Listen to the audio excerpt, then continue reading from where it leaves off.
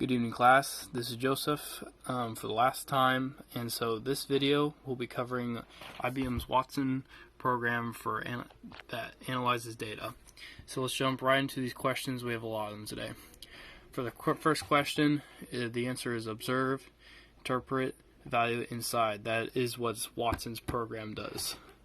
So, in the second question, it reads and interprets it, and it discerns and understands the context, and it tries to understand the intent. So they take, so basically it takes lots of experts and the questions and the answers, and they analyze all of their data and how they word things, and they'll make up solutions.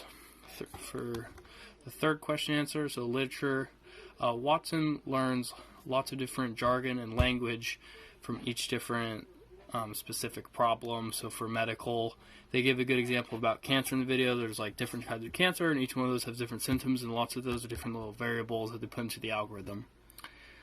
So number 4, so again, looping right back around. So this is primarily composed of experts. So they take experts and as much personality as they can into this analytical program, which I think is very good. Number 5. So I think Watson, I'm going to read number 5. Was playing Jeopardy a good way to test the machine's intelligence? Sort of. I think in a lot of ways it did, but at the same time, trying to understand context is a very difficult thing to do for a computer.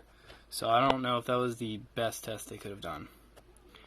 Let's see here. And then number 6, is Watson a good example of a computer system demonstrating intelligence similar to that of a human? In my opinion, I think in many ways, yes, it is, but it is so hard. The human element is so hard to synthesize into a synthetic thing because we are all so complex.